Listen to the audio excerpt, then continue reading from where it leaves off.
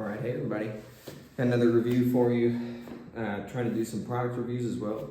I have not seen many people review explicitly the Rep Fitness leg roller. I'm going to be reviewing it with the Rep Fitness PR4000 spotter arms.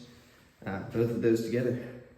So with the Rep Fitness leg roller, one thing I really do like about it is the vinyl is the exact same as the bench. So I've actually got an old Body Masters adjustable bench with the Rep Fitness pads on it, and I absolutely love it. This is very comfortable also. I will say my primary reason for getting this was to pin my legs down for lat pull downs. So my one use that I had in mind actually wasn't as great. So I'll show you guys some of the setup that I'm talking about. I've only got one leg roller. It doesn't cover as far into the middle of the rack as I would like. I could get another leg roller as well, but I think it would, I don't want to spend the extra money on it. Plus, I think there's tremendous value in, new expectations set by Rogue Fitness coming out with their, leg roller that spans the entire width of the rack.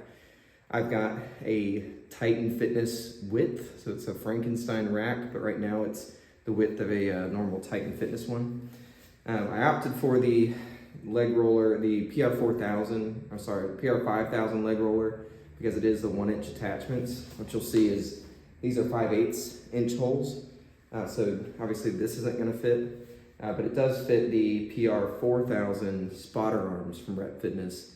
And then again, the Frankenstein rack, I do have 1-inch hole uprights in the middle of the rack. So I'll show you how it does all fit together, and then I'll show you some other videos of minor complaints that I have. So here's that spotter arm. I really like that you just twist it into place. So one minor complaint that I do have with these spotter arms is that they just freely spin.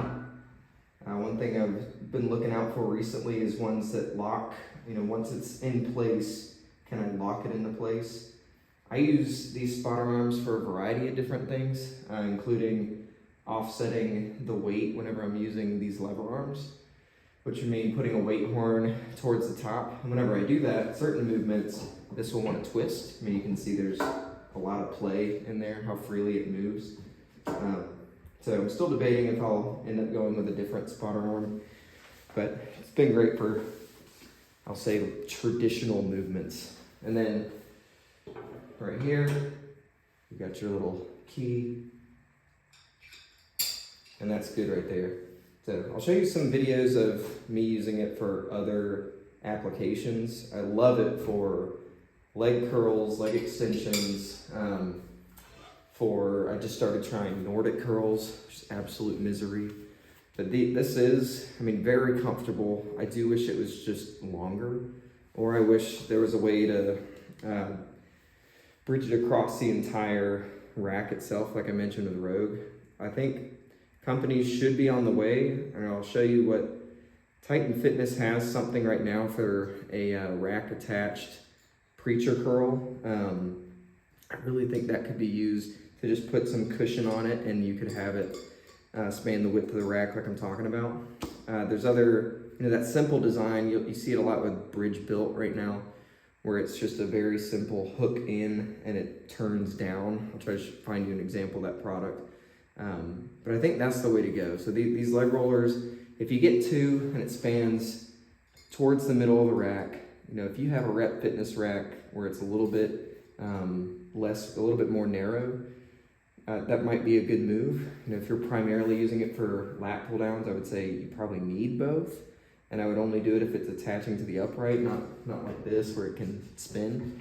But I hope this helps. If you guys are looking at the spotter arm or the leg roller, just some things to consider. All right, peace.